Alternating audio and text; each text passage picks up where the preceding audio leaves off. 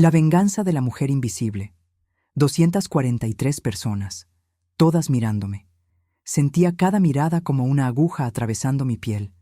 El silencio era tan denso que podía escuchar los latidos de mi propio corazón. Boom, boom, boom. Cada latido más fuerte que el anterior. Cada latido recordándome que aún estaba viva, que aquello realmente estaba sucediendo. Y en mis manos, un uniforme de limpieza, azul claro, con delantal blanco, y bordado en el bolsillo, con letras rojas, mi nombre, Carmela, Servicios de Limpieza. ¿Alguna vez has sentido que el suelo desaparece bajo tus pies? No hablo de metáforas. Hablo de esa sensación física, el estómago hundiéndose, las piernas temblando, el mundo girando a tu alrededor mientras intentas, desesperadamente, mantener la compostura. Fue así, pero peor, porque no estaba sola en una habitación. No estaba en casa, donde podría llorar en paz. Estaba en el salón del Beverly Hills Hotel, bajo los candelabros de cristal que yo misma había elegido, rodeada por 243 personas a las que había invitado para celebrar 25 años de matrimonio. Y mi nuera Patricia sonreía. Esa sonrisa. Dios, esa sonrisa. ¿Conoces la sonrisa de una cobra antes de atacar? Es exactamente así. Los labios se curvan, los dientes aparecen, pero los ojos permanecen fríos, calculadores, vacíos de cualquier humanidad. Patricia sonreía así, y a su lado estaba mi hijo, Rodrigo, mi Benjamín, el niño que cargué en mi vientre durante 9 meses mientras trabajaba 14 horas al día. El bebé prematuro que nació pesando menos de 2 kilos y que sostuve contra mi pecho durante 47 días en la UCI, cantándole canciones de cuna en español, prometiéndole a Dios que haría cualquier cosa para verlo sobrevivir. El hijo por el cual renuncié a sueños, a descanso, a mí misma. Ese hijo miró el uniforme en mis manos, miró a su esposa, me miró a mí, y dijo: «Perfecto, mamá, es exactamente tu estilo». Y se rió. No fue una risa nerviosa, no fue una risa de incomodidad, fue una risa de desprecio, una risa que decía: «No eres nada, nunca fuiste nada, y ahora todo el mundo lo sabe». ¿Sabes qué es lo más extraño? En ese momento no sentí rabia, no sentí tristeza, no sentí nada. Fue como si alguien hubiera apagado un interruptor dentro de mí. Como si todo el dolor, toda la humillación, todo el amor que tenía por aquel niño simplemente se hubieran evaporado. Y en su lugar surgió algo diferente, algo frío, algo calculado, algo peligroso. Miré alrededor del salón. Vi los rostros de los invitados, algunos horrorizados, otros avergonzados. Algunos, y esto dolió más que el uniforme, con sonrisas discretas de burla. Vi a mi comadre Esperanza con las manos sobre la boca, llorando. Vi a mi hija Sofía levantándose, roja de ira, siendo contenida por su marido. Vi a mi hijo mayor, Andrés, con la mandíbula tensa y los puños cerrados, listo para avanzar. Y vi a Patricia, aún sonriendo, saboreando cada segundo de mi humillación como si fuera champán caro. Ella creyó que había ganado. Pobre, no tenía idea de con quién se estaba metiendo. ¿Quieres saber qué hice? ¿Quieres saber cómo una mujer de 63 años, humillada frente a 243 personas, destruyó la vida de quien intentó destruirla? Espera, porque antes de contarte lo que sucedió después, y créeme, querrás escuchar cada detalle, necesitas entender cómo llegué allí. Cómo una mujer que construyó un imperio de $380 millones se dejó humillar de esa manera. Cómo una madre que sacrificó todo por sus hijos se volvió invisible dentro de su propia familia. Y más importante, necesitas entender por qué, en ese exacto segundo, la madre que ellos conocían murió. Y nació otra cosa, algo que nunca habían visto, algo que nunca esperaron, algo que destruiría todo lo que pensaban que tenían. Me dieron un uniforme de limpieza. No sabían que yo era la dueña de la empresa que fabricaba el uniforme. No sabían que yo era la dueña de la casa donde vivían. No sabían que yo era la dueña de la empresa donde mi hijo fingía trabajar. No sabían que cada centavo que gastaban venía de mí, pero iban a descubrirlo. Esa misma noche, el salón del Beverly Hills Hotel brillaba como nunca lo había visto. Candelabros de cristal derramando luz dorada, mesas decoradas con orquídeas blancas y detalles en plata, la banda tocando Bésame mucho en el rincón, el olor del mole que mi comadre Esperanza había preparado, receta de 4 generaciones, 25 años de matrimonio, bodas de plata, y cada una de esas 243 personas representaba un capítulo de nuestra historia en Los Ángeles, la ciudad que nos acogió cuando llegamos de México, con $200 en el bolsillo. Roberto, mi marido, sostuvo mi mano en la entrada del salón. Sus ojos castaños aún tenían ese brillo que me conquistó cuando tenía 19 años. «Estás hermosa, Carmela», susurró. Sonreí. 25 años después, aún sentía mariposas. Mi vestido era azul marino, discreto, elegante. Nunca fui mujer de ostentar, aunque pudiera. Y vaya si podía. Pero eso nadie lo sabía. Aún no. Mis 3 hijos estaban allí. Andrés, el mayor, con su esposa Valentina. Gente trabajadora, honesta, del tipo que se despierta a las 5 de la mañana sin quejarse. Sofía, mi hija del medio, con su marido y mis 2 nietos. Ella heredó mi terquedad y mi fuerza.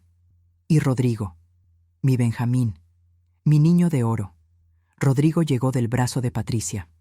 Ella usaba un vestido rojo, ajustado, escotado. Costaba más que el salario mensual de 3 empleados de mi empresa. Yo lo sabía. Yo había visto la factura de la tarjeta de crédito, la tarjeta que estaba vinculada a la cuenta que yo administraba en las sombras desde hacía 30 años. Patricia no sabía eso. Nadie lo sabía. Esa era mi fuerza, y sería su ruina. ¡Suegra! Patricia abrió los brazos, sonriendo. ¡Feliz aniversario de bodas! Su abrazo tenía una forma peculiar. Sus brazos me envolvían, pero su cuerpo se inclinaba hacia atrás, como si estuviera abrazando algo que no quería realmente tocar. Yo lo notaba, siempre lo noté. Pero me quedaba en silencio, porque las madres se quedan en silencio cuando aman. Al menos, eso era lo que yo creía. 9 de la noche, hora de los discursos. Sofía habló primero, los ojos llorosos, la voz entrecortada, contando cómo yo había sido el pilar de la familia durante todos esos años. Cómo me despertaba a las 4 de la mañana para preparar el desayuno antes de salir a trabajar. Cómo nunca me quejaba. Cómo nunca pedía nada a cambio. Andrés levantó su copa de champán. Contó la historia de cómo trabajé 3 turnos para pagar su universidad mientras Roberto se recuperaba de una cirugía de espalda. «Mi madre», dijo él, «es la persona más fuerte que conozco, y todo lo que soy se lo debo a ella». Yo lloré, de felicidad, de gratitud, de orgullo por los hijos que había criado. Y entonces llegó el turno de Rodrigo. Mi Benjamín se levantó, alto, guapo, vistiendo ese traje italiano gris de $4,000. Sostenía una copa de vino en la mano derecha y una sonrisa en el rostro. «Mamá, papá, 25 años de matrimonio. Es un gran logro. Aplausos educados». Pero antes de dar mi discurso, miró a Patricia. «Quiero entregar un regalo especial. Un regalo que mi esposa eligió personalmente para mi madre». Sentí a Roberto apretar mi mano debajo de la mesa. Lo miré. Sus ojos brillaban de expectativa. Patricia se levantó. Alisó el vestido rojo. Caminó hasta una mesa lateral donde había una caja grande, envuelta en papel dorado con un lazo de satén plateado. Trajo la caja hasta el centro del salón. La depositó a mis pies, como una ofrenda. «Suegra», dijo Patricia, con esa sonrisa que yo conocía demasiado bien. Cuando pensé en qué regalarle por sus 25 años de matrimonio, lo pensé mucho, mucho de verdad. Y ahí me di cuenta de que el mejor regalo es algo que represente quién es usted realmente. Algo que honre su verdadera esencia. 243 respiraciones contenidas. Me incliné. Tomé la caja. Era pesada. Deshice el lazo con cuidado. Mi madre me enseñó que el envoltorio también es parte del cariño. Abrí la tapa dorada, y el mundo se detuvo. Dentro de la caja había un uniforme, azul claro, con delantal blanco, y bordado en el bolsillo, con letras rojas, Carmela, servicios de limpieza. Por 3 segundos, que parecieron 3 siglos, mi cerebro se negó a procesar. Era como mirar un accidente de coche en cámara lenta. Lo ves, pero no lo crees. Levanté el uniforme. Mis manos temblaban, no de miedo, de algo que aún no tenía nombre. El silencio del salón era ensordecedor. Y entonces Patricia se rió. Una risa aguda, cristalina, como vidrio rompiéndose. «Es perfecto, ¿no?», se volvió hacia los invitados, buscando cómplices. «Porque esa es la verdad, gente. Mi suegra puede vestirse de señora, puede fingir que es una gran dama, pero en el fondo siempre será eso, una mexicana que nació para limpiar casas. Es lo que sabe hacer. Es lo que siempre ha hecho. Solo quise homenajear sus orígenes humildes. Yo tenía 63 años. Había pasado 44 de ellos trabajando sin parar. Había construido una familia, un negocio, un imperio. Había sacrificado sueños, tiempo, salud. Había tragado humillaciones en silencio porque pensaba que eso era lo que hacían las madres. Y allí estaba yo, en mi fiesta de bodas de plata, sosteniendo un uniforme de limpieza, mientras mi nuera me llamaba mexicana que nació para limpiar casas. Miré a Rodrigo, mi hijo, mi niño prematuro, mi pequeño guerrero que amamanté durante 14 meses porque el pediatra dijo que sería mejor para su inmunidad. Lo miré buscando... ¿qué? ¿Indignación? ¿Vergüenza? ¿Una chispa de humanidad? Rodrigo miró el uniforme en mis manos, miró a Patricia, y luego me miró a mí. «Perfecto, mamá», dijo él, levantando su copa de vino. «Es exactamente tu estilo». Y se rió. En ese segundo, en ese exacto segundo, algo dentro de mí murió. No fue mi orgullo. El orgullo se reconstruye. No fue mi dignidad. La dignidad nadie te la puede quitar. Lo que murió fue la ilusión que había cultivado durante 34 años, la ilusión de que mi hijo me amaba, de que yo era más que un recurso, de que todos los sacrificios habían valido la pena. Esa ilusión murió allí, frente a 243 testigos, y en su lugar nació otra cosa. Me dieron un uniforme de limpieza. No sabían que yo era la dueña de la empresa que fabricaba el uniforme, pero iban a descubrirlo. Esa misma noche, para entender lo que sucedió en esa fiesta, necesitas entender cómo me volví invisible. Todo comenzó en 1989. Tenía 23 años cuando crucé la frontera con Roberto. Llevábamos $200, una mochila con ropa y la dirección de un primo lejano en el este de Los Ángeles que prometió darnos un techo por algunas semanas. Esas semanas se convirtieron en meses. Y esos meses se convirtieron en años. Roberto consiguió empleo en la construcción. $6 la hora. 10, 12, a veces 14 horas al día. Volvía a casa con las manos llenas de callos y la espalda destruida. Pero nunca se quejaba. ¿Y yo? Yo comencé limpiando casas. Patricia tenía razón en eso. Fue así como empecé. 3, a veces 4 casas al día. Fregando suelos, lavando ropa, cocinando para familias estadounidenses que me miraban como si fuera parte del mobiliario. Ganaba menos que Roberto, pero guardaba cada centavo. Y fue en una de esas casas donde mi vida cambió para siempre. La casa estaba en Bel Air. Pertenecía a un señor llamado Harold Whitmore, 82 años, viudo. Vivía solo en una mansión demasiado grande para una sola persona. Yo limpiaba su casa 3 veces por semana. La primera vez que entré en esa casa, sentí como si estuviera entrando en otro mundo. Los suelos eran de mármol italiano. Las paredes tenían cuadros que después descubriría que eran originales. Monet, Renoir, hasta un pequeño Picasso en la biblioteca. Había más libros en esa casa de los que había visto en toda mi vida. Y un silencio pesado, de soledad, que parecía impregnar cada habitación. Pasaba horas en el despacho, rodeado de papeles y números, murmurando en un lenguaje que yo no entendía.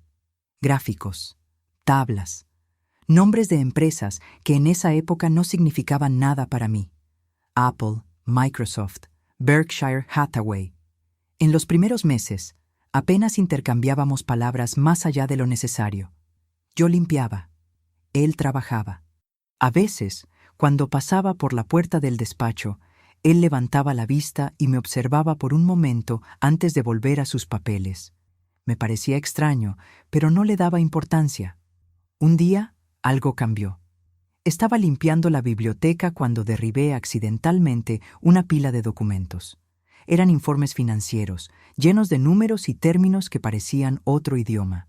Mientras recogía los papeles, Harold apareció en la puerta. ¿Sabes qué es esto?, preguntó. Negué con la cabeza, avergonzada por el accidente. Él no pareció molesto.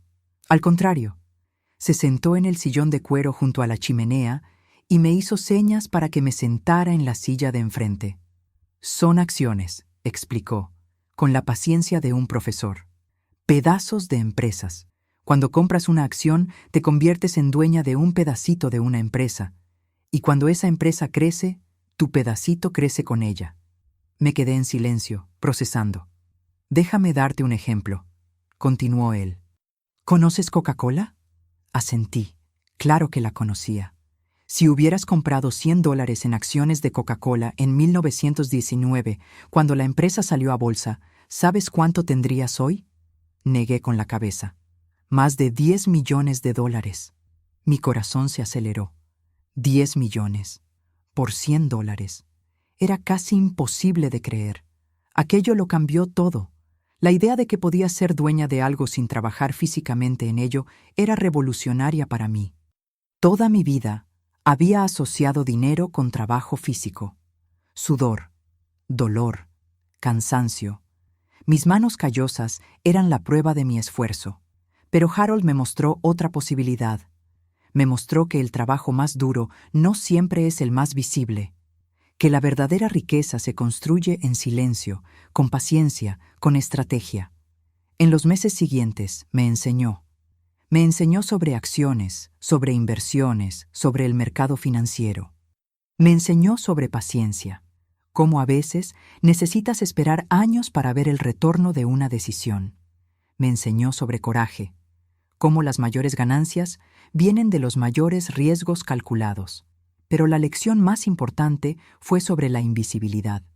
Carmela, me dijo una vez, el mayor poder que una mujer puede tener en este mundo es el poder de ser subestimada. Los hombres te mirarán y verán a una mexicana que limpia casas. Deja que miren, mientras ellos están ocupados subestimándote. Tú estás ocupada construyendo tu imperio. Harold murió en 1993. Tenía 86 años. Se fue durmiendo, en paz. En el testamento descubrí que me había dejado algo. No dinero, algo más valioso. Me dejó su biblioteca de inversiones, cientos de libros, décadas de anotaciones y un documento con la lista de todos sus contactos en el mundo financiero. Con ese legado, comencé mi jornada. En 1995 hice mi primera inversión, $3,000, todo lo que había ahorrado en 6 años. Compré acciones de una empresa pequeña llamada Cisco Systems. Nadie la conocía. A nadie le importaba. En 2000, esas acciones valían $240,000. Fue el primero de muchos aciertos. A lo largo de las décadas siguientes, construí una cartera de inversiones que creció silenciosamente, invisiblemente. Mientras el mundo me veía como la esposa de Roberto o la madre de Rodrigo, yo estaba comprando, vendiendo, multiplicando. Roberto lo sabía. Él siempre lo supo. Pero acordamos desde el principio que lo mantendríamos en secreto. No por vergüenza, por estrategia.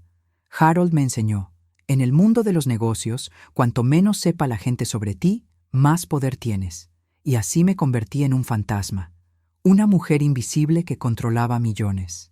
Mientras todos pensaban que ella solo cuidaba de la casa y de los hijos. $380 millones. Ese era el tamaño de mi secreto. Si te está gustando esta historia de justicia, dale me gusta y sígueme ahora mismo para no perderte el desenlace. Rodrigo nació en marzo de 1991, en el Hospital Cedar Sinai. El parto fue complicado. Vino al mundo prematuro, con solo 29 semanas de gestación. Pesaba 1,6 kilos. Cabía en la palma de mi mano. Los médicos no daban esperanzas. Dijeron que, si sobrevivía, probablemente tendría secuelas, problemas respiratorios, retrasos cognitivos, una vida difícil. Pasé 47 días en la UCI neonatal, 47 días al lado de aquella incubadora, cantándole en susurros, contando historias en español, prometiéndole a Dios que haría cualquier cosa, para verlo crecer fuerte y sano.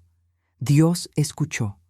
Rodrigo sobrevivió, y no solo sobrevivió, floreció, creció fuerte, inteligente, guapo. Ninguna secuela, ningún retraso. A los ojos de todos, un milagro. Tal vez ese haya sido el problema.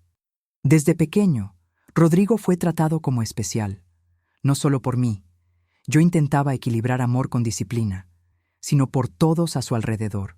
Los abuelos lo mimaban, los profesores lo elogiaban, las chicas lo adoraban. Creció acostumbrado a ser el centro de atención, el elegido, el dorado. Andrés, mi hijo mayor, era trabajador y discreto. Sofía, mi hija del medio, era estudiosa e independiente. Pero Rodrigo era Rodrigo, brillante cuando quería, perezoso cuando no quería, encantador cuando le convenía, cruel cuando nadie estaba mirando. Yo lo veía. Las madres siempre ven, pero elegí creer que era solo una fase, que maduraría, que el amor que yo le daba sería suficiente para moldearlo en un hombre bueno. Estaba equivocada. Patricia Vanderbilt Montgomery era hija de una familia tradicional de Orange County, padre médico, madre socialité, escuelas privadas toda la vida, cotillones, intercambio en Europa. A los ojos del mundo, una princesa americana. Rodrigo la conoció en una fiesta en Newport Beach en 2015. Volvió a casa con los ojos brillantes. Mamá, conocí a la mujer de mi vida. Ella es perfecta. Perfecta. Desde el principio, algo en Patricia me incomodó. Era demasiado educada, demasiado sonriente, demasiado perfecta. Cuando me miraba, sus ojos no transmitían calor, transmitían cálculo. Me estaba evaluando, midiendo, clasificando. Y yo sabía exactamente en qué categoría me había colocado. Obstáculo. El noviazgo duró 2 años. Durante ese tiempo, Patricia se hizo presente en todos los eventos de la familia, siempre con regalos caros, siempre con elogios elaborados. Llamaba a Roberto de papacito, con un acento dulce que hacía que mi estómago se revolviera. Me llamaba suegra querida, con un énfasis en suegra que sonaba casi como un insulto. Pero yo me quedaba en silencio, porque Rodrigo la amaba, porque mi hijo era feliz, porque las madres tragan sapos por amor. O al menos eso era lo que yo creía que hacían las madres. Después de la boda, Patricia comenzó su campaña de exclusión. Fue sutil al principio, tan sutil que yo a veces dudaba de mi propia percepción. Un almuerzo de domingo al que, desafortunadamente, no podíamos asistir porque ellos tenían otro compromiso. Un cumpleaños del nieto en el que no había lugar suficiente para todos los abuelos. Una Navidad en la que fuimos invitados, pero colocados en la mesa de los niños. Mientras la familia de Patricia ocupaba la mesa principal. Pequeñas crueldades, gotitas de veneno, cada una insignificante por sí sola, pero juntas formaban un río de desprecio. Pero hubo un día específico, un día que nunca olvidé. El día en que debería haber actuado.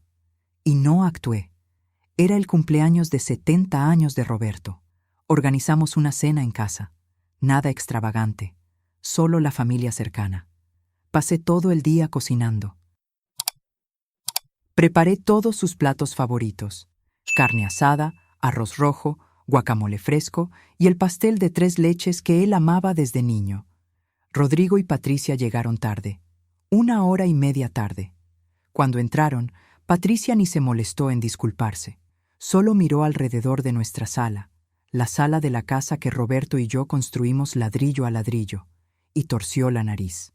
«¡Qué olor fuerte a comida!», dijo ella, abanicando el aire con la mano. «¿Ustedes no tienen extractor?». Me tragué la respuesta. Era el cumpleaños de mi marido. No quería crear conflicto. La cena siguió tensa. Patricia apenas tocó la comida. «Estoy a dieta», explicó, empujando el plato hacia un lado. Rodrigo comió en silencio, evitando mi mirada. Y entonces llegó la hora del pastel. Yo había pasado 3 horas haciendo ese pastel. 3 horas midiendo ingredientes, batiendo claras a punto de nieve, preparando la leche condensada. 3 horas pensando en mi marido, en el hombre que trabajó toda la vida para darnos una vida mejor. Cuando puse el pastel en la mesa, con las velas encendidas, todos empezaron a cantar el cumpleaños feliz. Todos, menos Patricia. Ella estaba en el celular, escribiendo algo, completamente ajena. Roberto sopló las velas. Hice ademán de cortar el pastel, y entonces Patricia habló. «Ah, doña Carmela», dijo ella, sin levantar la vista del celular. «Antes de servir ese pastel...». «¿La señora se lavó bien las manos? Es que la señora pasó todo el día en la cocina, ¿no? Tocando carne cruda, esas cosas. No quiero contagiarme de salmonela». El silencio que siguió fue devastador. Sofía se puso roja de ira. Andrés cerró los puños. Roberto, mi Roberto, que nunca levantaba la voz, abrió la boca para hablar. Pero yo fui más rápida. «Claro, mija», dije, con una sonrisa que dolía. «Claro que me lavé». Y serví el pastel, como si nada hubiera pasado. Como si ella no me acabara de llamar sucia frente a mi propia familia, en mi propia casa, en el cumpleaños de mi propio marido. Esa noche, después de que todos se fueron, Roberto me encontró llorando en la cocina. Yo estaba lavando los platos, los mismos platos que Patricia había despreciado, y las lágrimas caían en el agua del fregadero. «¿Por qué no me dejaste hablar?», preguntó él, con la voz ronca de rabia contenida. «¿Por qué dejas que ella te trate así?». «Porque si reacciono, pierdo a Rodrigo», respondí. «Y no puedo perder a mi hijo». Roberto me abrazó. Nos quedamos allí, en la cocina, en silencio, mientras el agua del grifo seguía corriendo. «Un día», susurré, más para mí misma que para él, «un día ella va a pagar. Un día va a entender que se metió con la persona equivocada». Yo no sabía que ese día llegaría tan rápido, y yo no sabía que sería yo misma quien lo provocaría. ¿Y Rodrigo? Rodrigo siempre tenía una excusa. «Patricia está estresada. Estás malinterpretando las cosas. No es para tanto, mamá». La defendía, siempre, incluso cuando ella estaba claramente equivocada, incluso cuando las pruebas estaban ante sus ojos. Elegía a la esposa en detrimento de la madre, y yo aceptaba, porque eso era lo que hacían las madres, ¿no? Aceptar, tragar, perdonar, hasta que un día dejé de perdonar. El día en que mi paciencia murió fue un martes de marzo de 2024. Rodrigo me llamó a las 7 de la mañana. Extraño, rara vez se despertaba antes de las 10. Su voz estaba nerviosa, casi humilde. «Mamá, necesito hablar contigo. Es urgente». Me reuní con él en un café en Beverly Hills, lejos de los ojos de la familia. Pidió un espresso doble. Se quedó revolviendo el azúcar durante largos minutos antes de finalmente mirarme. «Mamá», su voz falló. «Necesito ayuda». Y entonces lo contó. En los últimos 3 años, Rodrigo había hecho inversiones arriesgadas sin consultar a nadie. Apostó en criptomonedas que se desplomaron. Financió startups que quebraron. Prestó dinero a amigos que desaparecieron. Todo eso usando fondos de la empresa familiar.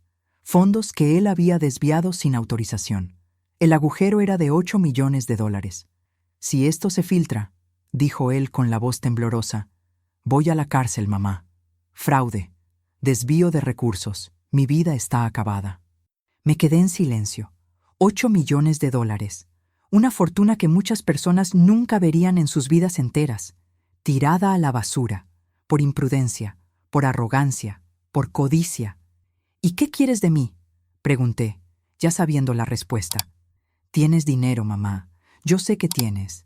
Esas inversiones que haces, eres rica. Todo el mundo lo sabe, aunque tú finjas que no.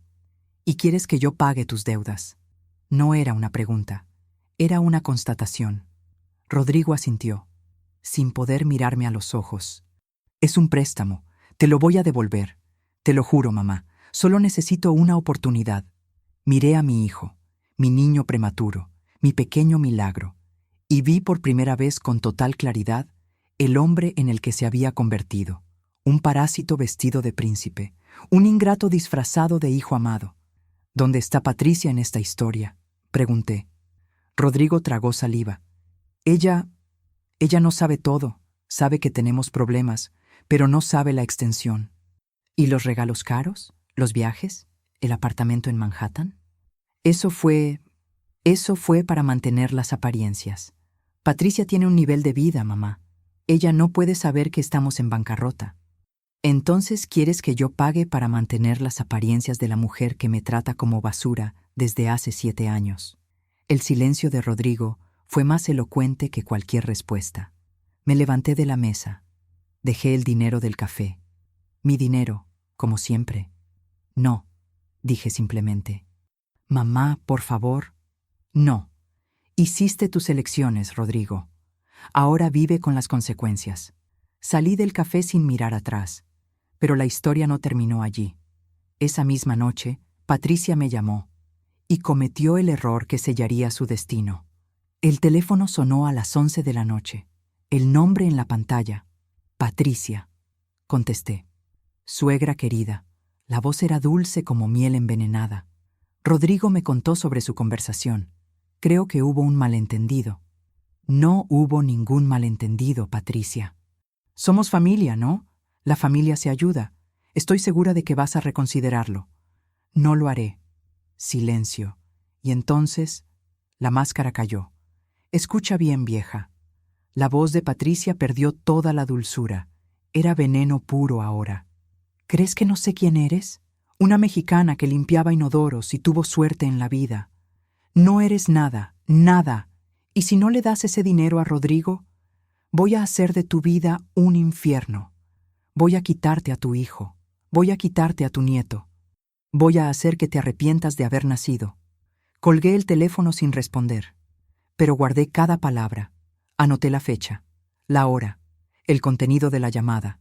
Envié todo a Eduardo Torres, mi abogado desde hacía 22 años, y esa noche, acostada en la cama, mirando al techo, comencé a planear mi venganza. 2 meses después, llegó la fiesta de bodas de plata y el uniforme de limpieza. Patricia creyó que me estaba humillando. No sabía que me estaba liberando. Ahora lo entiendes. ¿Entiendes por qué no lloré cuando vi el uniforme? ¿Por qué no grité? ¿Por qué no supliqué por dignidad? Porque ya sabía lo que iba a hacer. Hace años había creado algo llamado Protocolo Fénix. Harold me enseñó que toda persona de negocios necesita un plan de contingencia, un protocolo de emergencia para cuando todo salga mal. Esperaba nunca tener que usarlo, pero estaba lista. El Protocolo Fénix era un conjunto de documentos legales, transferencias de propiedad y movimientos financieros que cuando se activaban me daban control total sobre todos los activos que yo había ayudado a construir. Incluía la propiedad real de los supermercados. Aunque Roberto y yo habíamos construido la red juntos, los documentos originales estaban a mi nombre. Roberto estuvo de acuerdo desde el principio. Protección contra acreedores, decíamos. Pero en la práctica, significaba que yo era la dueña legal de todo. El control de las cuentas bancarias. Todas las tarjetas de crédito que Rodrigo y Patricia usaban estaban vinculadas a una cuenta principal que yo administraba. Una llamada era suficiente para cancelarlas. La propiedad del inmueble donde vivían. Ellos pensaban que habían comprado la casa propia. La verdad, yo pagué la entrada y mantenía la hipoteca a mi nombre. Legalmente, eran solo inquilinos. El control accionario de la empresa que Rodrigo dirigía. Él tenía cargo de gerente, salario gordo, mesa de caoba, secretaria eficiente. Pero las acciones, mías, cada una de ellas. Y finalmente, el expediente. Un archivo completo con todas las irregularidades financieras que Rodrigo había cometido a lo largo de los años. Documentos, extractos, correos electrónicos, pruebas irrefutables de fraude, desvío y mala gestión. El protocolo Fénix era mi póliza de seguro. Mi garantía de que, si algún día lo necesitaba, podría reconstruir mi vida de las cenizas y destruir a quien intentara destruirme primero. A las 11:15 de la noche, pedí permiso y me retiré a la terraza privada del hotel. Necesitaba aire, silencio, organizar mis pensamientos antes de ejecutar lo que vendría a continuación. La terraza ofrecía una vista panorámica de Los Ángeles. Las luces de la ciudad centelleaban como estrellas terrestres. A lo lejos, el letrero de Hollywood brillaba contra la oscuridad. Roberto me siguió. Claro que me siguió.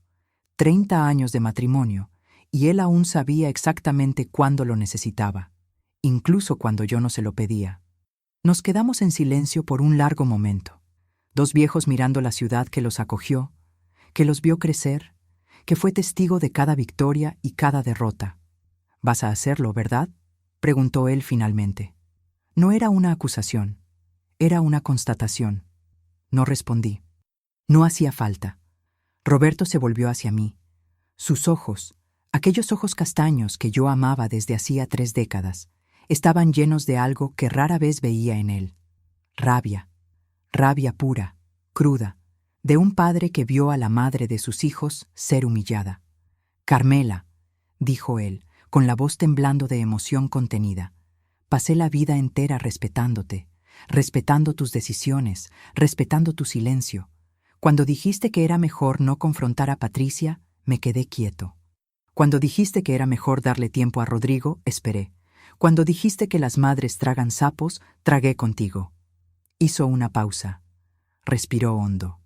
«Pero hoy esa mujer te humilló frente a 243 personas, en nuestra fiesta, en la celebración de nuestro amor, y nuestro hijo, Carmela, se rió. Se rió». La voz de Roberto se quebró. Vi una lágrima correr por su rostro. Era la primera vez en 30 años que lo veía llorar.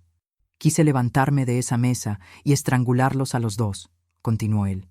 «Quise gritar para que todo el mundo oyera que mi esposa construyó todo, que sin ti no habría empresa, no habría casa, no habría nada. Quise defenderte como debí haberte defendido hace años». «¿Por qué no lo hiciste?», pregunté con voz suave. «Porque sé que esta lucha es tuya, porque sé que tienes un plan. Porque después de 30 años, aprendí que Carmela Esperanza Mendoza Vasconcelos de Villanueva no necesita que nadie la defienda». Sostuvo mi rostro entre sus manos, manos callosas, manos de trabajador, manos que construyeron una vida a mi lado. «Pero necesito que sepas una cosa, decidas lo que decidas hacer, estoy contigo, hasta el final. Si quieres perdonar, perdono contigo. Si quieres destruir, destruyo contigo. Eres mi esposa, mi compañera, mi vida. Y nadie va a humillarte sin consecuencias mientras yo esté vivo». Lo abracé, fuerte, como no lo abrazaba hacía años, y en ese abrazo sentí todo el dolor, toda la rabia, todo el amor de 3 décadas juntos. Cuando nos separamos, ya había tomado mi decisión. Saqué el móvil del bolsillo. Pero antes de marcar, vacilé. En la pantalla del móvil, como fondo de pantalla, había una foto antigua. Rodrigo, con 3 años de edad, sentado en mi regazo, sonriendo a la cámara. Esa sonrisa inocente, pura, de un niño que aún no sabía que un día le rompería el corazón a su madre. Miré esa foto por un largo momento. Mis ojos ardían. Mi garganta se apretaba. ¿Era eso lo que estaba a punto de destruir? No solo al Rodrigo adulto, el hombre débil, el cobarde, el ingrato, sino también a aquel niño que amamanté, que arrullé, que cargué en brazos hasta que tuvo demasiada edad para eso. «No tienes que hacer esto», dijo Roberto, percibiendo mi vacilación. «Podemos irnos, podemos fingir que no pasó nada, podemos...» «No», interrumpí, «no podemos». Me sequé las lágrimas, guardé el dolor. Y recordé algo que Harold me dijo una vez. Carmela, a veces el mayor acto de amor es dejar que alguien enfrente las consecuencias de sus elecciones. No estás destruyendo a tu hijo, le estás dando la oportunidad de reconstruirse. Marqué el número. Oficina Torres & Asociados. Buenas noches. Soy Carmela Villanueva. Necesito hablar con el doctor Eduardo. Ahora. 30 segundos después, la voz grave de Eduardo Torres llenó la línea. Carmela. Estaba esperando su llamada. Tenías razón, dije, sin rodeos. Sobre todo. ¿Qué pasó? Le conté. Cada detalle, el uniforme, las palabras de Patricia, la risa de Rodrigo, el silencio de 243 testigos. Lo conté todo con la frialdad de quien relata hechos, no emociones. Eduardo me enseñó eso. En la guerra, la emoción es debilidad. Cuando terminé, hubo una larga pausa. Carmela, dijo él, ¿estás segura de que quieres seguir adelante? Porque una vez que empecemos, no hay vuelta atrás. Miré a Roberto. Él asintió. Estaba conmigo. Hasta el final. Miré las luces de Los Ángeles. Pensé en los 30 años de trabajo. Pensé en las noches sin dormir. Pensé en los millones de dólares que había invertido, guardado, multiplicado, protegido. Pensé en el hijo que había cargado en el vientre durante 9 meses y en el pecho durante más de 3 décadas. Y pensé en el uniforme de limpieza con mi nombre bordado. Me dieron un uniforme de limpieza.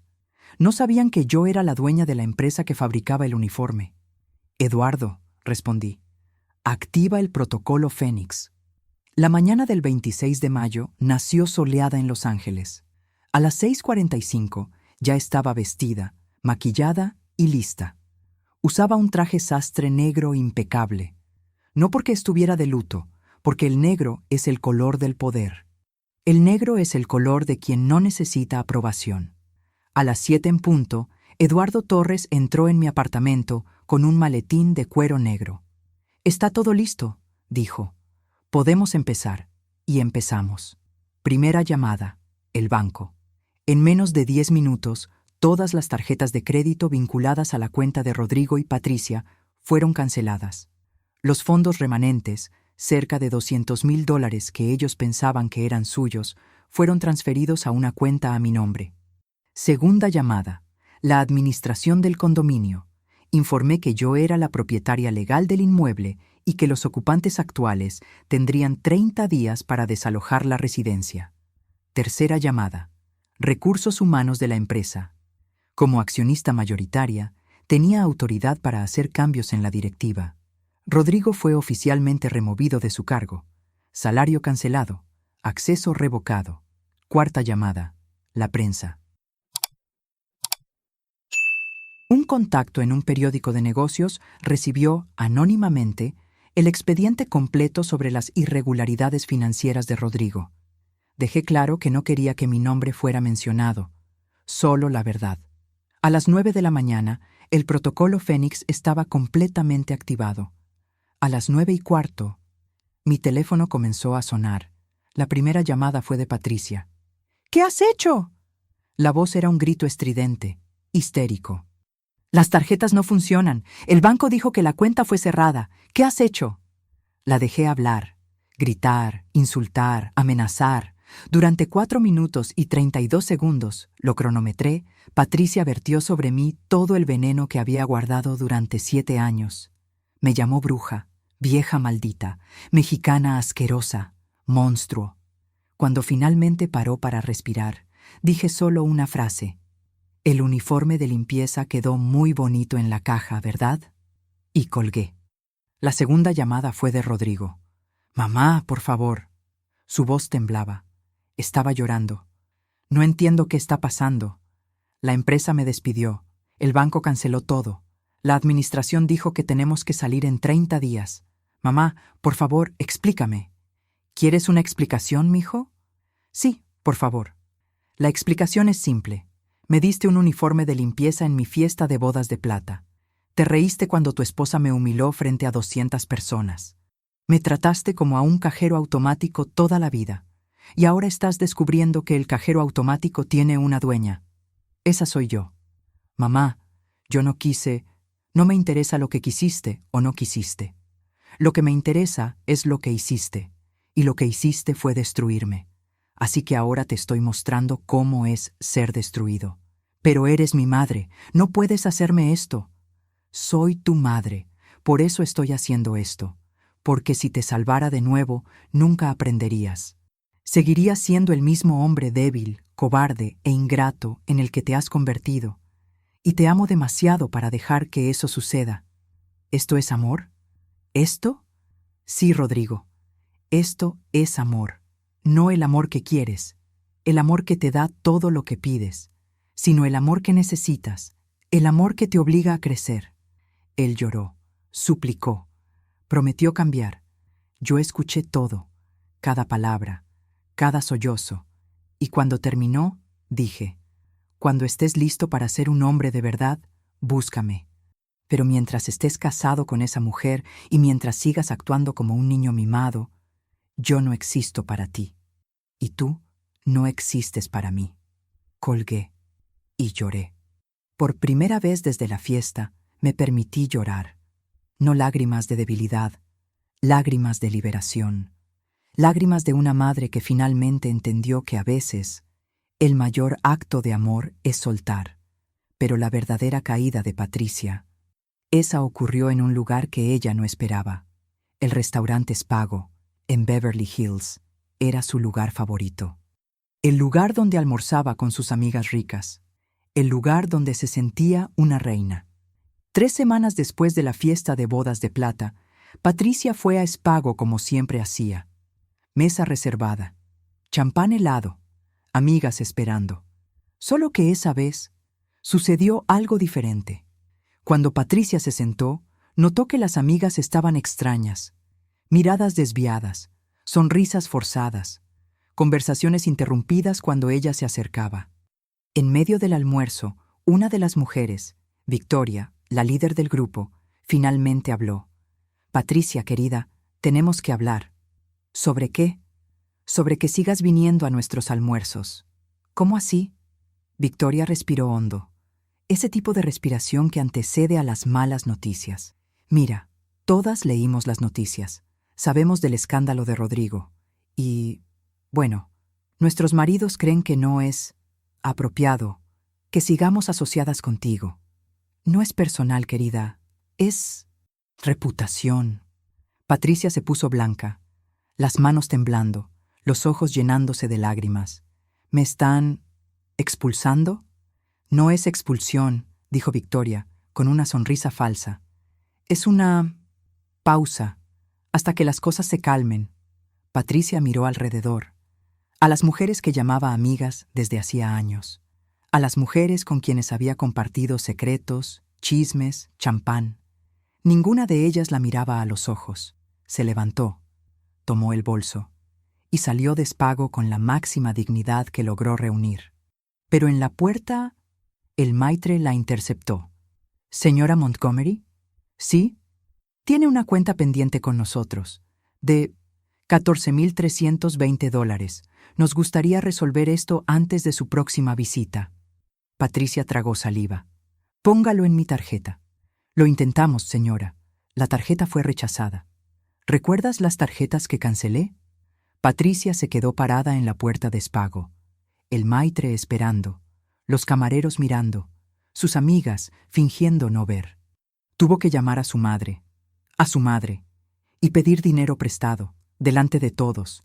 Yo no estaba allí para verlo. Pero Eduardo sí, almorzando en una mesa del rincón. Por coincidencia, claro. Él me contó cada detalle. Y yo sonreí. No de maldad, de justicia. El matrimonio no sobrevivió 3 meses. En agosto de 2025, Patricia solicitó el divorcio. Exigió la mitad de todo. La mitad de la casa, que no era de ellos. La mitad de las acciones, que nunca fueron de él. La mitad del dinero, que ya no existía. Su abogado, un hombre caro y arrogante, envió cartas amenazadoras a Eduardo. Eduardo respondió con una única frase. Nuestra cliente es la propietaria legal de todos los activos en cuestión. No hay nada que dividir. El divorcio fue rápido y humillante para Patricia. Salió del matrimonio con exactamente lo que había traído: ropa de marca, joyas de regalo y una reputación en ruinas. Volvió a Orange County. Vive con sus padres. Estudia diseño de interiores. No sé si le irá bien. No me importa. Salió de mi vida, y con ella salió todo el veneno que trajo. Pasaron 6 meses. 6 meses que parecieron 6 años. 6 meses en los que me despertaba cada mañana preguntándome si había hecho lo correcto. 6 meses mirando el teléfono, esperando una llamada que una parte de mí quería que llegara y otra parte temía. Era una noche de noviembre cuando alguien llamó a la puerta de mi apartamento. El viento de Santa Ana soplaba fuerte esa semana, ese viento caliente y seco que baja de las montañas y pone nerviosa a toda Los Ángeles. No esperaba visitas. Roberto estaba de viaje. Habíamos decidido pasar un tiempo procesando todo lo que había sucedido. El interfono sonó. Señora Villanueva, hay un hombre aquí abajo. Dice que es su hijo, Rodrigo. Mi corazón se detuvo por un segundo. Luego se aceleró. Que suba. Los 2 minutos que tardó en llegar a mi piso fueron los más largos de mi vida. No sabía qué esperar. ¿Rabia? ¿Acusaciones? ¿Más peticiones de dinero? Me había preparado para tantos escenarios, pero cuando abría puerta, ninguno de ellos correspondía a la realidad. Rodrigo estaba allí parado, pero no era el Rodrigo que yo conocía. Vestía unos vaqueros desteñidos y una camisa social arrugada, sin la marca italiana que solía ostentar. Pero fueron las manos lo que más me llamó la atención. Aquellas manos que yo conocía desde que eran pequeñitas, desde que cabían enteras dentro de mi palma, ahora tenían callos, callos de verdad, como los de su padre, como los míos hace tantos años. Y los ojos, Dios, sus ojos, tenían algo que nunca había visto antes. No era tristeza, era algo más profundo, era humildad. La humildad de quien cayó del caballo y descubrió que el suelo es duro. «Mamá», dijo él con la voz ronca, como si no hubiera hablado con nadie en días. «¿Puedo entrar?» Me quedé parada por un momento. Parte de mí quería cerrar la puerta. Parte de mí quería abrazarlo. Parte de mí quería gritar todo lo que tenía guardado en esos 6 meses. Pero no hice nada de eso. Solo di un paso al lado y lo dejé entrar. En silencio, fui a la cocina. Preparé café. El café mexicano que él siempre amó, con canela y piloncillo. El mismo café que yo preparaba cuando él era niño y se despertaba con pesadillas. El mismo café que hacía los domingos por la mañana cuando toda la familia se reunía. El olor llenó el apartamento, y por un momento fue como si el tiempo no hubiera pasado. Pero había pasado, y ambos lo sabíamos. Nos sentamos en la sala, uno frente al otro. La mesa de centro entre nosotros, como una barrera invisible. Como 2 extraños que un día fueron todo el uno para el otro. El silencio se extendió.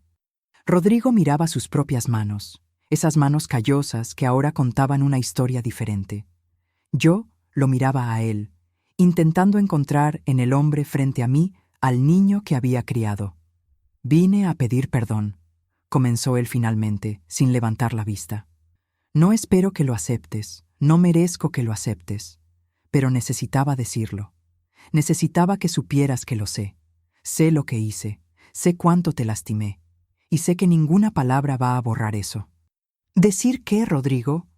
Que fui un hijo horrible, que te traté como si fueras... nada, que dejé que una mujer que no te amaba te destruyera frente a todo el mundo, y que me reí, mamá, del uniforme, de la humillación. Me reí porque era más fácil reír que enfrentar a Patricia. Me reí porque era un cobarde». Vi sus ojos llorosos. ¿Y ahora? Ahora lo entiendo. Finalmente levantó la vista hacia mí. «Estos 6 meses fueron los peores de mi vida. Perdí todo, la casa, el empleo, la esposa, el dinero, pero principalmente te perdí a ti. Y cuando te perdí a ti, me di cuenta de que había perdido lo único que realmente importaba. Estaba trabajando en el concesionario el otro día», continuó él, «cuando entró una señora, mexicana, más o menos de tu edad. Quería comprar un coche para su hijo que se estaba graduando en la universidad. Y mientras yo le mostraba los modelos, ella empezó a contarme su historia. Cómo había venido de México con nada. Cómo había trabajado limpiando casas. Cómo había ahorrado cada centavo para dar una vida mejor a sus hijos. Y yo la miré, mamá. Miré a aquella mujer sencilla, con las manos callosas y la sonrisa orgullosa. Y te vi a ti. Vi todo lo que hiciste por mí y que nunca valoré. Todos los sacrificios. Todas las noches sin dormir. Todos los sueños a los que renunciaste para que yo pudiera tener los míos. Y sentí vergüenza. Una vergüenza tan grande que casi no pude terminar la venta. ¿Y pudiste? Pude. Porque esa señora merecía un vendedor que hiciera lo mejor por ella, así como tú merecías un hijo que hiciera lo mejor por ti. Nos quedamos en silencio por un largo momento. El café se enfrió en las tazas. Las luces de Los Ángeles parpadeaban por la ventana. Rodrigo, dije finalmente, no voy a fingir que todo está bien. No lo está. Lo que pasó en esa fiesta me destruyó de una forma que no puedes imaginar. Tardé meses en poder mirarme a un espejo sin ver ese uniforme. Tardé meses en poder dormir una noche entera sin despertarme con el sonido de tu risa en mis oídos. Él bajó la cabeza, avergonzado. Pero eres mi hijo, y las madres no dejan de amar. No importa lo que pase, no importa cuánto duela, las madres no dejan de amar. Así que sí, acepto tu petición de perdón, no porque lo merezcas. Tú mismo dijiste que no lo mereces, sino porque yo lo merezco. Yo merezco la paz de perdonar. Rodrigo lloró, no el llanto de un hombre adulto pidiendo disculpas. El llanto de un niño pequeño que finalmente entendió que su madre es más que un banco de recursos. Es una persona con sentimientos, con sueños, con dignidad. Gracias, mamá, susurró. Gracias. No respondí, solo me levanté, fui hacia él, y abracé a mi hijo como no lo abrazaba hacía años. Un abrazo verdadero, sin reservas, sin rencores, un abrazo de recomienzo. Pasó un año desde la fiesta de bodas de plata.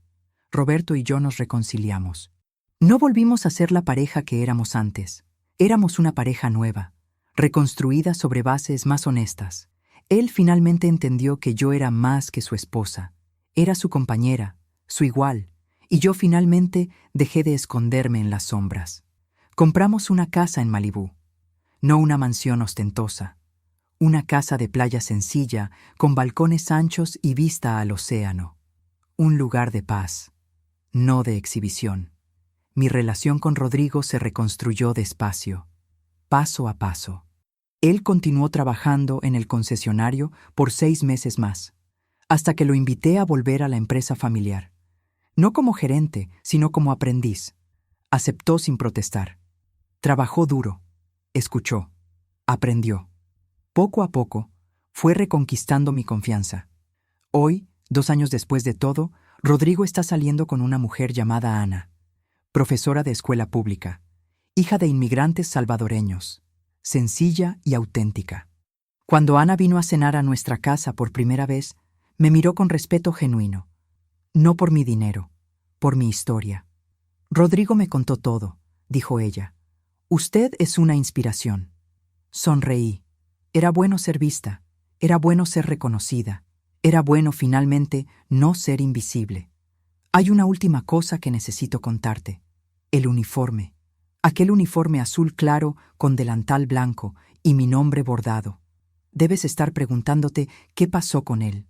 Lo guardé, no por masoquismo, no por amargura. Lo guardé porque me recuerda quién era y en quién me convertí. A veces, cuando necesito motivación, abro la caja dorada y miro ese pedazo de tela. Miro las letras rojas que dicen Carmela, Servicios de Limpieza. Y sonrío, porque sí, yo limpié. Limpié casas, limpié suelos, limpié vidas, limpié el camino para que mis hijos pudieran tener oportunidades que yo nunca tuve. Y limpié también la suciedad de mi propia vida.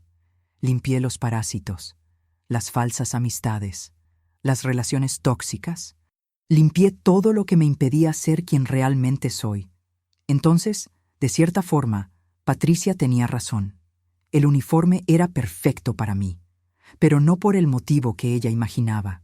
Era perfecto porque me recordó mi poder, el poder de transformar cualquier cosa, cualquier insulto, cualquier humillación, cualquier derrota, en combustible para la victoria. 3 años después de la fiesta que cambió todo, Roberto y yo celebramos 30 años de matrimonio. Bodas de coral. El coral es una piedra curiosa. No es realmente una piedra. Es el esqueleto de millones de pequeños organismos marinos que a lo largo de décadas construyen juntos algo más grande que ellos mismos. Algo hermoso. Algo duradero. Cuando descubrí ese significado, me pareció perfecto. Era exactamente lo que Roberto y yo habíamos hecho. Construido algo más grande que nosotros mismos, ladrillo a ladrillo, día tras día, durante 30 años. Esta vez no hicimos fiesta grande. Nada de hoteles lujosos, nada de 200 invitados, nada de regalos envueltos en papel dorado.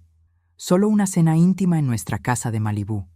20 personas, los hijos, los nietos, algunos amigos cercanos, los verdaderos, los que se quedaron cuando todo se derrumbó.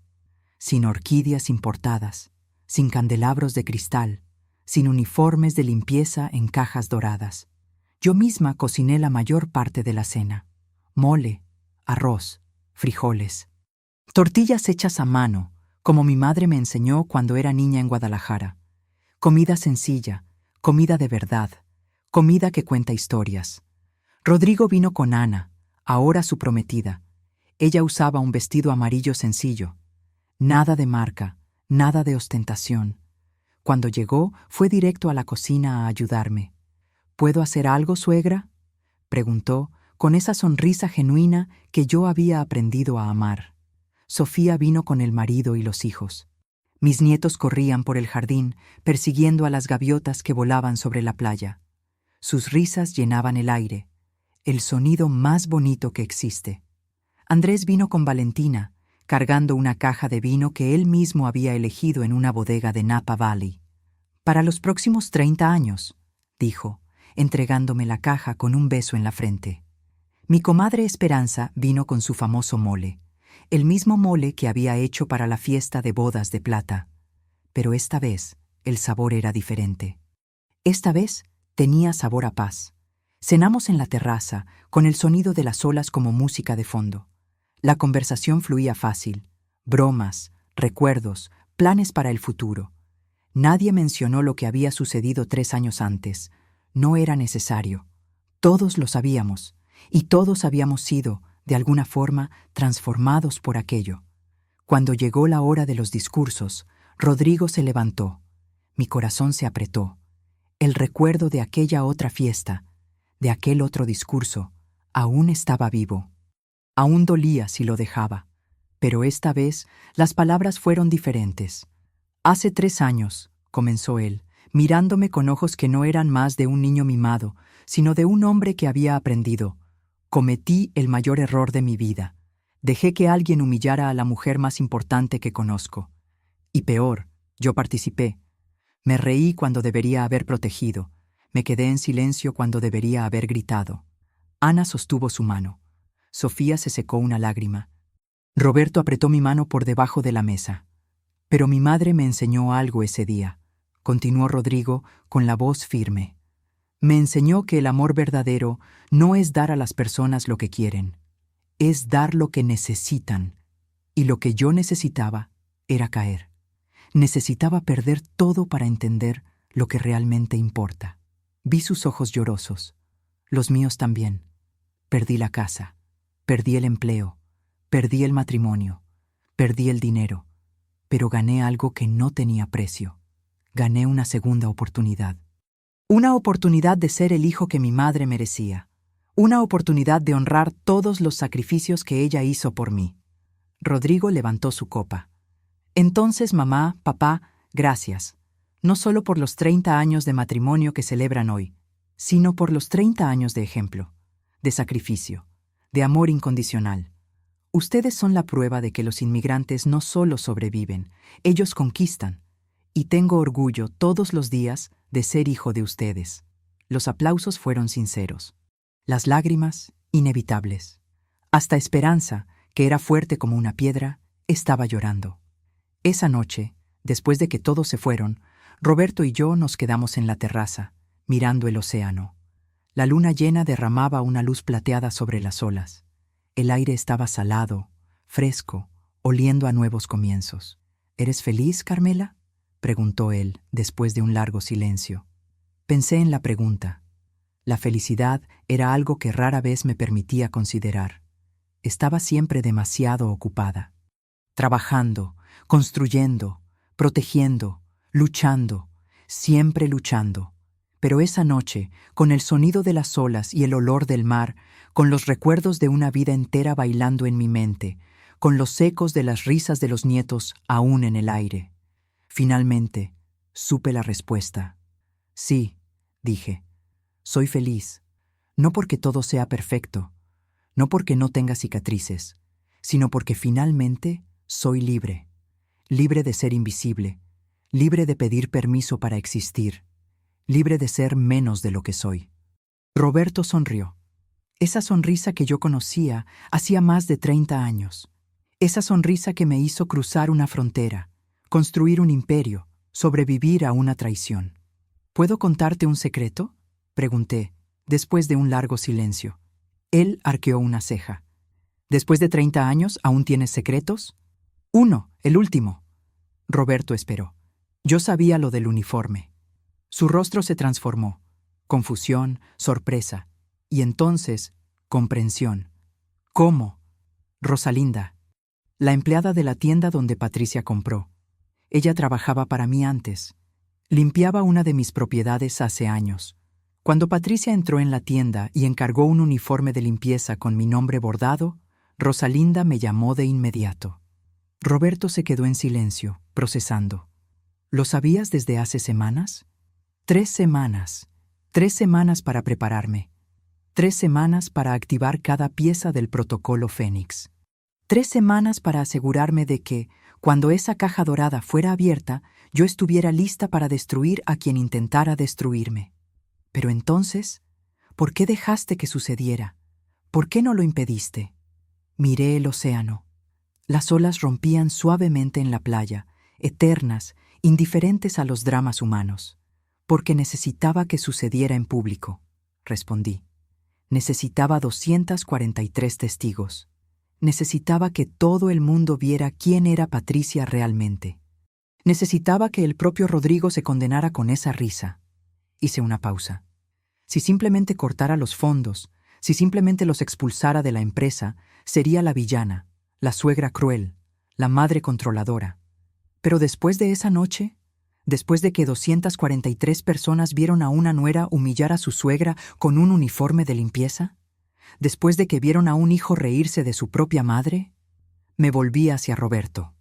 Me convertí en la víctima que tuvo el coraje de reaccionar, y ellos se convirtieron en los monstruos que merecían todo lo que recibieron. Roberto me miró por un largo momento, y entonces comenzó a reír. Una risa baja, de admiración, de incredulidad. 40 años, dijo él, sacudiendo la cabeza. 40 años, y aún logras sorprenderme.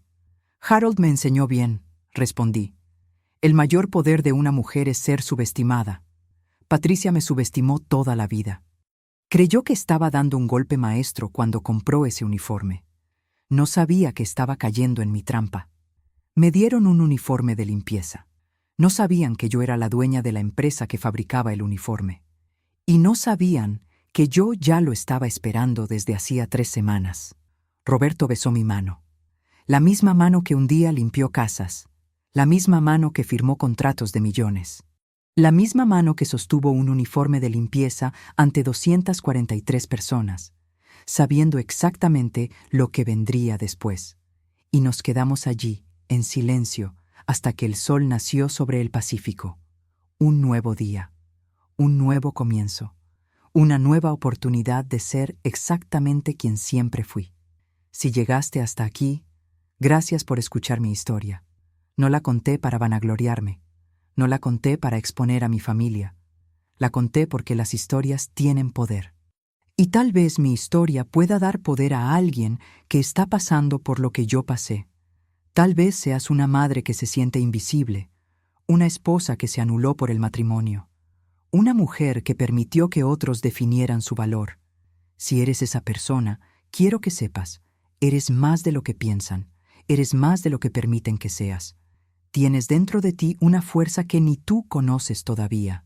Un día, esa fuerza despertará.